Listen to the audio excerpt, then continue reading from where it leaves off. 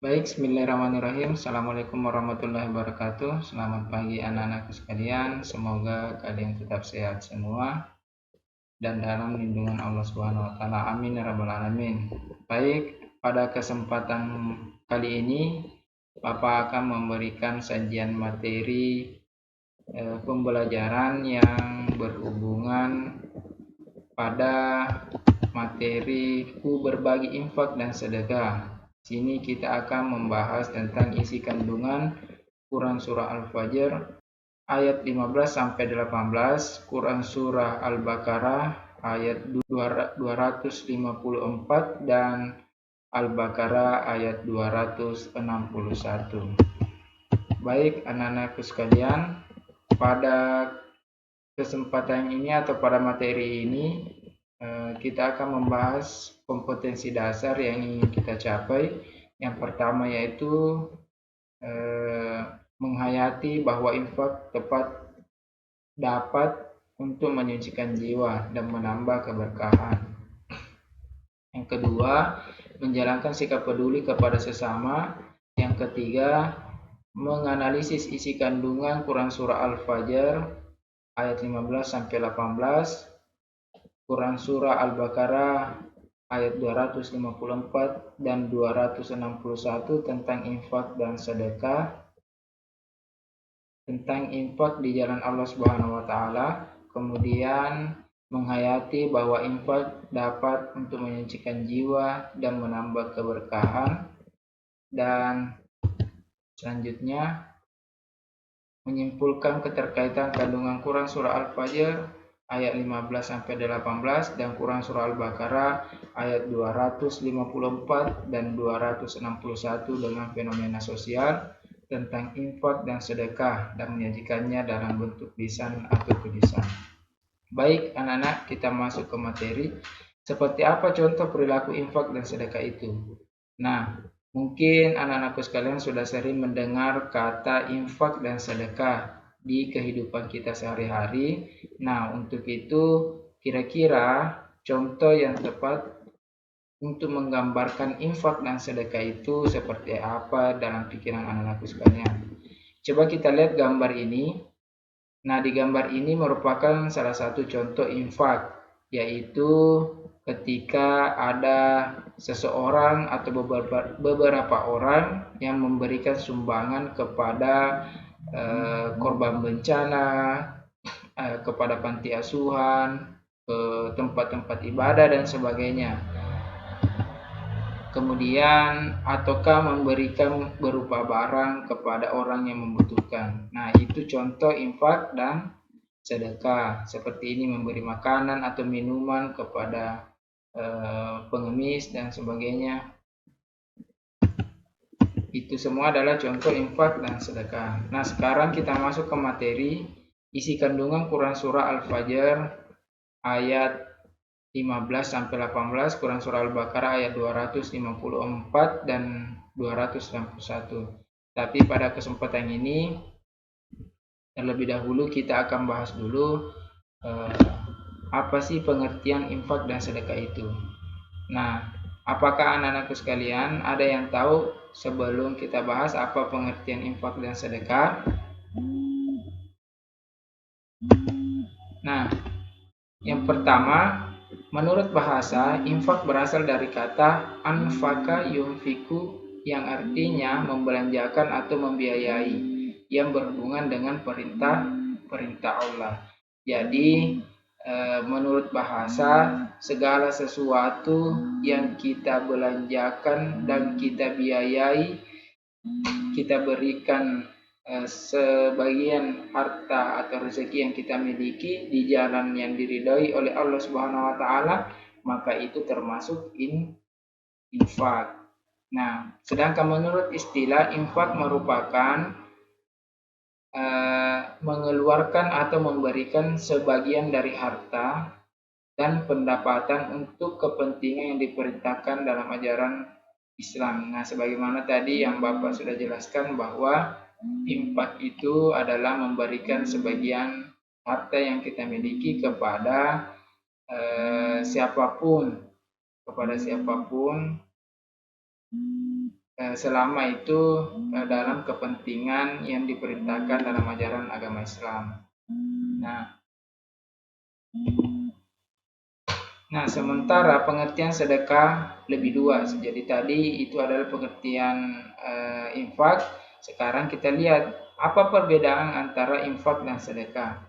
Nah, kita lihat pengertiannya sedekah. Sedekah itu pengertiannya lebih luas. Kenapa? Karena sedekah itu meliputi harta dan jasa. Jadi tidak cuma berupa harta saja, tetapi memberikan jasa pun itu termasuk sedekah. Bahkan senyum pun sebagai sedekah, membuang ranting dan atau duri dari jalan pun sedekah. Jadi memberikan kemudahan kepada orang lain itu termasuk juga sedekah.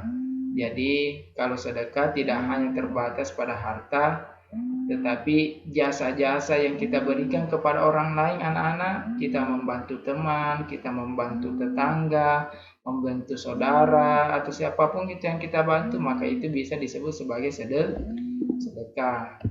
Nah, selanjutnya coba kita lihat Quran Surah Al-Fajr. Jadi salah satu ayat dalam Al-Quran yang membahas tentang sedekah adalah Quran Surah Al-Fajr ayat 15 sampai ayat 18. Yang artinya, jadi yang pertama, fa'ammal insanu idza mabtalahu rabbuhu fa'akramahu wa na'ama wa yaqulu rabbi akraman. Artinya, maka adapun manusia apabila Tuhan mengujinya lalu memuliakannya dan memberinya kesenangan, maka dia berkata, Tuhanku telah memuliakanku. Apa maksud dari ayat ini?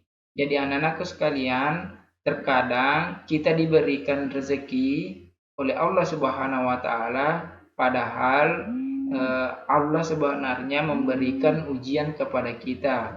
Jadi kita harus memberikan tindakan yang tepat ketika Allah memberikan kita berupa kesenangan, berupa rezeki yang banyak, maka sebaiknya kita bersyukur, kita mensyukurinya, menganggap bahwa dengan bangga, dengan sombong mengatakan Tuhanku telah memuliakanku, seperti yang dikatakan dalam Al-Quran. Padahal rezeki yang diberikan oleh Allah Subhanahu wa taala itu tidak selamanya merupakan kemuliaan kepada orang, karena Allah memberikan rezeki kepada siapapun yang ingin diberikan oleh Allah Subhanahu wa taala, apakah itu orang baik, orang jahat, dan sebagainya. Makanya ketika Allah memberikan kita rezeki yang cukup, maka sikap yang tepat yang harus kita lakukan adalah mensyukurinya dan membagi sebagian harta yang kita miliki kepada orang yang membutuhkan.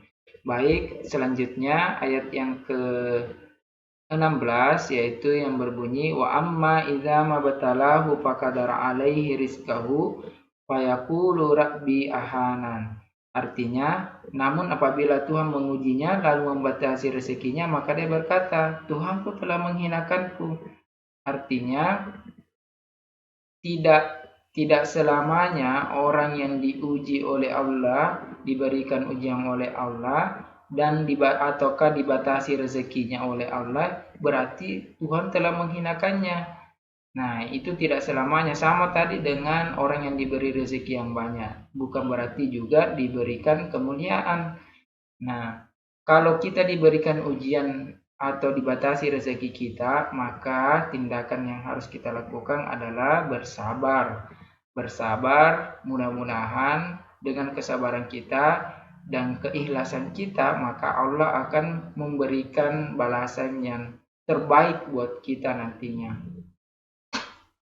Nah, selanjutnya ayat yang selanjutnya Allah berfirman, kalla balla tukrimunal yatim. Sekali-kali tidak. Nah, ini tadi bantahan bahwa tidak selamanya orang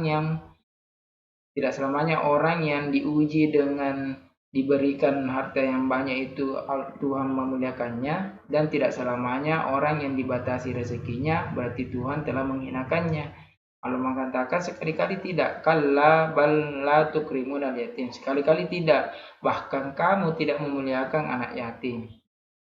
Wala tahaduna ala ta'amil miskin, dan kamu tidak saling mengajak memberi makan orang miskin. Jadi kalau kita diberikan rezeki yang dan nikmat yang berlimpah oleh Allah Subhanahu wa taala, maka sebaiknya kita menggunakannya sebaik-baiknya. Apakah itu memuliakan anak yatim dengan membagi sebagian harta kita kepada mereka, atau ketika kita melihat ada orang-orang di sekitar kita, orang miskin di sekitar kita yang kelaparan, maka kita harus berbagi makanan kepada mereka. Nah, inilah amanah atau isi yang dikandung dalam Quran Surah Al-Fajr, yaitu bagaimana kita bisa berinfak dan bersedekah dengan ikhlas kepada orang-orang di sekitar kita.